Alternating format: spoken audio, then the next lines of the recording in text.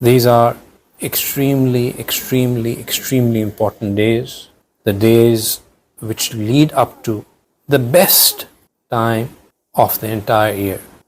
While we were preparing for this session, I asked my friend to send out the message to the groups to say that the sales season pre-sales brief debrief number 1 is about to start. He thought I was joking and he said Sheikh Saab Shal Halka is about to start and send the link. Then I had to tell him, no, please send it out as pre-sales debrief session number 1, because I want us to be mindful of the fact that indeed we are about to come into a session where there's a sale of maghfirat, where there's a sale on Jannah, where there's a sale on gaining closeness to Allah, where there's a sale on becoming a person of taqwa, where there's a sale on doing one good deed and getting reward of many, many, many, where there's a sale of changing our hearts, where there's a sale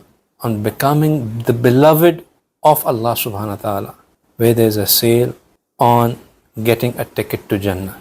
So with such sales on offer, it is only a fool who does not get ready for it. And unfortunately, because of our lack of preparedness, because of our lack of awareness, because of our lack of knowledge, we time and again fail to make use of the sale that Allah subhanahu wa ta'ala offers to us again and again till the time we depart. Such is the importance of this month of Ramadan that once a Sahabi saw a dream in which he saw 2 Sahaba Ikram radhiyallahu ta'ala ajma'een, and one of them he saw in a higher status of Jannah than the other. Next day, in a perplexed stage, he went to Rasulullah sallallahu alaihi wasallam. He said, Ya Rasulullah, I saw so and so Sahabi in my radhiyallahu ta'ala anhuma in my dream, and I saw the Sahaba who had died due to illness on his bed in a higher status than the Sahabi who had died in the battle and attained martyrdom. How could this be? So Rasulullah sallallahu alaihi wasallam said that had the Sahabi who had died on his bed due to illness not had more Ramadan than the Sahabi who had died, who had attained martyrdom? He said, yes, he did. He said, that's your answer.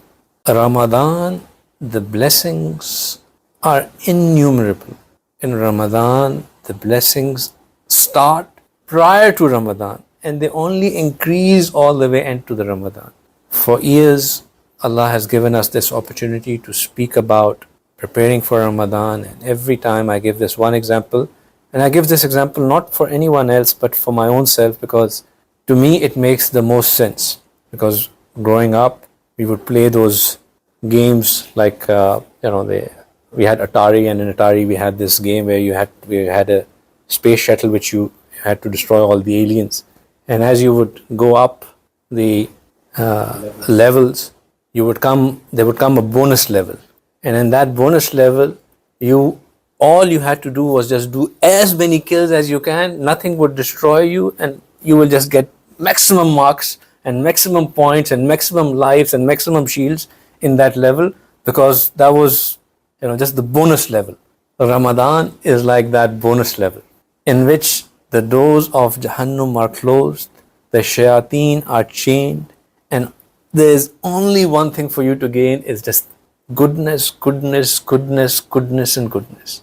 But who would gain goodness in that month? The one who's prepared for it, the one who has prepared his heart for it or her heart for it, the one who's when we see Apple about to launch a new iPhone or some new gadget about to come, and people, they stand in queues for days. There will be people who proudly say that we stood in queues for 2 days so that we can be the first to enter the Apple store and get the new Apple iPhone. Those who know the value of something, they prepare for it from advance. Another example that I give to my cricketing friends who attend this session is that you never see an athlete prepare for World Cup on the day the World Cup is about to start. They start preparing, or the athletes who go into Olympics, on the day that they have to go and participate in that competition, they start preparing for it from months ago, because they want to be physically, mentally, spiritually ready for that event when it comes. If we can prepare for worldly gains with so much effort, why not? Why not prepare for something on which can guarantee us the success in our hereafter well in advance, when Allah is giving us the opportunity to do so?